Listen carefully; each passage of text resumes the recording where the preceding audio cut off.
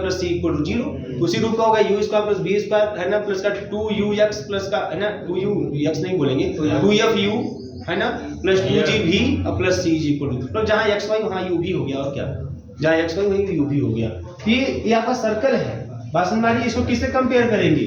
अगर आपको कंपेयर करना है, कंपेयर इट विथ किससे कंपेयर कर लीजिए? सर्कल के स्टैंडर्ड इक्वेशन से। क्या अब इसको x से नहीं u भी के रूप में मैं लिख रहा हूँ, u square plus v square plus तो वहाँ x square plus y square plus 2fy, तो 2f v हो जाएगा। नहीं 2gx होता है पहले ना, 2gx तो 2gu और प्लस का 2f और plus c is equal to 0, उसी से कंपेयर करो। ये समझ में आया? वहाँ पे xy होता है, यहाँ पे u भी हो गया बस। अब कंपेयर करोगे अगर तो g और f की वैल्यू क्या मिलेगा, g और v की वैल्यू क्या मिलेगी, तो कंपेयर कर दीजिए। 2g बराबर माइनस का 4/5 है ना, तो माइनस का 2/5, तो g की वैल्यू मिल गई माइनस की 2/5 और f की वैल्यू आपको मिल गई 0, c की वैल्यू भी मिल गई आपको 0। क्लियर है? तब इस तरीके से क्या मिल गया भैया, तब इस तरीके से अगर मैं बोलूं सेंटर, ये सर्कल को रिप्रेजेंट कर रहा है, सेंटर माइनस जी माइनस एफ होता है, तो 2/5 और 0 माइनस जी माइनस एफ सेंटर होता है। और रेडियस तो रेडियस होता है रूट में G square plus F square plus minus C है ना, तो ये दोनों 0 है, तो 2/5 का आएगा, अब जब ड्रॉ करोगे आप, जब ड्रॉ करोगे बात समझ आ रही है, तो u और v w प्लेन, क्लियर है ना। अब 2/5 मान लो ये 2/5 पे क्या फर्क पड़ता है, ये 2/5 है, बस समझ आ रही है।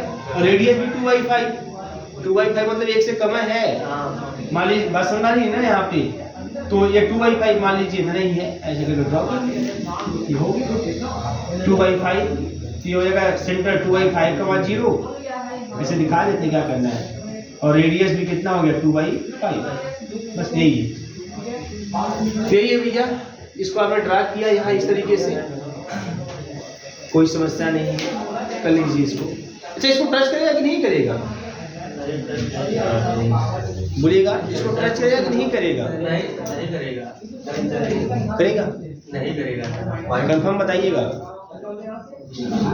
करेगा कि नहीं करेगा? मास्टर दिमाग लगाओ अपने से, सोचो कि ये इसको टच करेगा कि नहीं करेगा, कैसे इसको पता करेंगे, कैसे बताएंगे इस चीज को? अच्छा मुझे बताओ एक चीज, आपको क्या बताया गया है कभी भी कि कोई भी इक्वेशन या कोई कर्व इक्वेशन दिया हो वो ओरिजिन से पास करेगा कि नहीं करेगा, कैसे करते हैं? अगर x y में तो हम लोग करते हैं x = 0 y = 0 पुट कर देते हैं, बस समझ आ रही है ना। तो यहाँ जब पुट करोगे u और v = 0 तो कुछ मिलेगा क्या? नहीं मिलेगा, इसका मतलब ये ओरिजिन से पास करेगा। ये सही ड्रॉ नहीं हुआ है, ये ओरिजिन से पास करेगा, 0 सेटिस्फाई कर रहा है, ये होता है ओरिजिन 0 टेस्ट ही तो होता है। u भी मतलब x, अगर x y में तो x y 0 पुट कर दो तो 0 = 0 आना चाहिए, ऐसा कुछ है ना। तो यहाँ पे u और v है तो u भी = 0 पुट कर दो तो वही आएगा, एक चीज। और दूसरा दिमाग और लगाओ, अरे गधा देखो, नहीं बहुत सिंपल सी बात है, जैसे ये है ना, देखो ध्यान से, अगर सेंटर 1 है ना, 1 0 और रेडियस भी 1 का ले रहे हो तो यहाँ से नहीं जाएगा, सेंटर से नहीं जाएगा, यहाँ जीरो करेगा ना उतने। अगर सेंटर 2 भी है, अगर सेंटर आपका 2 भी है, 2 है और तो 2 ही रेडियस भी है, तो कंफर्म है कि यहाँ से जाएगा उतने है, जितना आगे उतना रेडियस ले रहे हैं, तो ओरिजिन से जाना ही जाना है। तो इसका मतलब यहाँ पे आपने इसको ओरिजिन से पास करा देना है, ठीक है ना, क्लियर है ना। वही सेंटर है और उतना ही आप रेडियस ले रहे हो, तो कई तरीके से है, ऐसे भी समझ सकते हैं चीजों को और ऐसे भी समझ सकते हैं कि इसमें कांस्टेंट टर्म नहीं है। कांस्टेंट टर्म अगर नहीं है तो कंफर्म है कि ओरिजिन से पास करेगा, ठीक है, 0 टेस्ट या सेटिस्फाई। तो यही दिया इसका इमेज है ना, सर्कल का इमेज सर्कल है मिला है, बस खाली उसका सेंटर और रेडियस चेंज हुआ है। जब हमने इस मोबियस ट्रांसफॉर्मेशन के रिस्पेक्ट में इस सर्कल को जब मैंने W प्लेन में ट्रांसफॉर्म किया तो उसका इमेज भी हमें एक सर्कल ही मिला है ना, बस उसका रेडियस और सेंटर चेंज हुआ है, ठीक है, नोट कर लीजिए।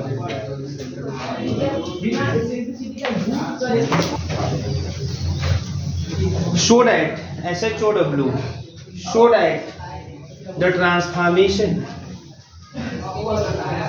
show that the transformation W is equal to 2z plus 3, W is equal to 2z plus 3 upon z minus का 4 upon z minus का 4 transform the circle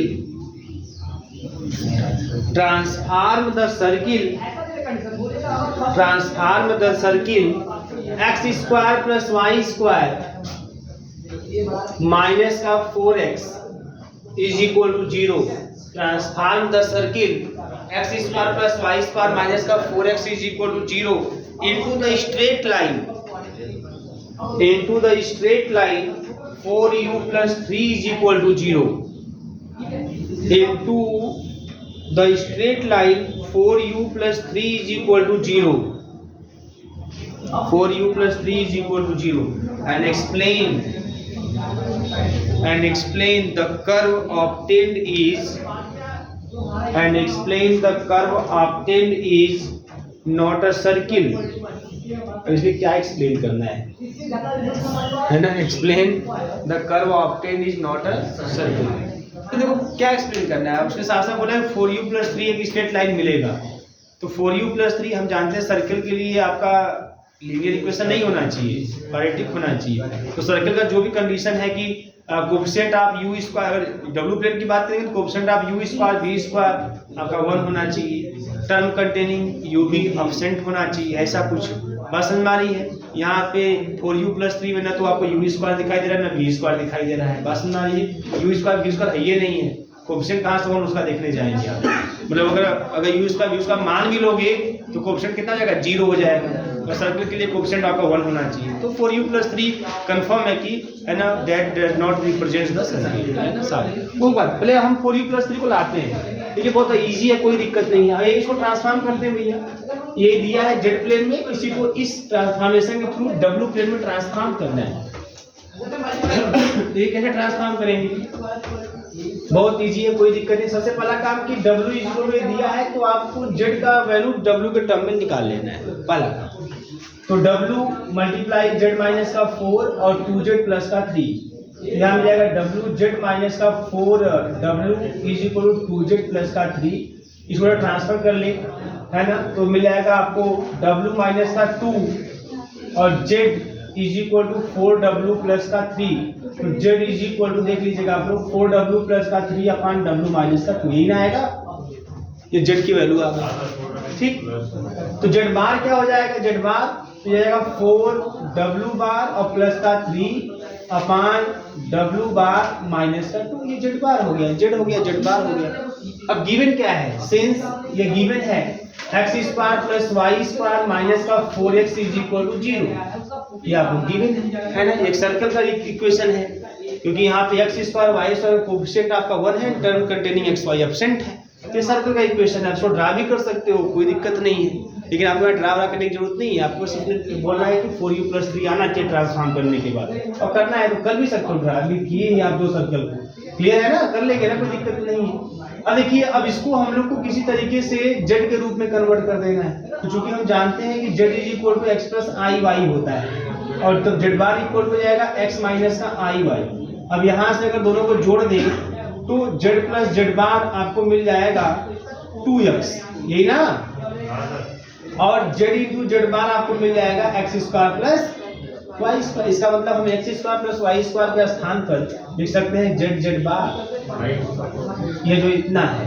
अब माइनस का 2 इंटू 2x, 4x को लिख देते हैं, माइनस का 4x को लिख देते हैं, माइनस का 2 इंटू 2x, माइनस का 2 और 2x के स्थान पे z प्लस z और इज इक्वल टू 0. अब इसको हमने इस z के रूप में लिख दिया और लिख दिया. अब उसका कुछ नहीं करना है, आप सबकी वैल्यू पुटअप कर दीजिए. z की वैल्यू है हमारे पास 4w प्लस का 3 और अपॉन w माइनस का 2, और z बार की वैल्यू है 4w बार प्लस का 3 और अपॉन w बार माइनस का 2 और माइनस का 2. फिर z की वैल्यू है 4w प्लस का 3 अपॉन w माइनस का 2 और प्लस 4w बार प्लस का 3 अपॉन w माइनस का 2, w बार माइनस का 2 ना. ये हो गया और इज इक्वल टू 0 सब रख दिया हमने, जेड की और जेड का और जेड बार की रख दिया हमने। अब इसको हम लोग मल्टीप्लाई कर लेते हैं। मल्टीप्लाई करेंगे 4w का 4w बार में तो हो जाएगा 16w बार, क्लियर है। फिर 4w का 3 में करेंगे 12w और 3 का 4w बार में करेंगे 12w बार और 3 का 3 में करेंगे हो जाएगा 9। ये काम हुआ खत्म। यहाँ भी एलसीएम लेंगे तो यही वाला आएगा, यही वाला आएगा और यहाँ भी एलसीएम लेंगे तो वही आएगा। बात समझ में आ रही है?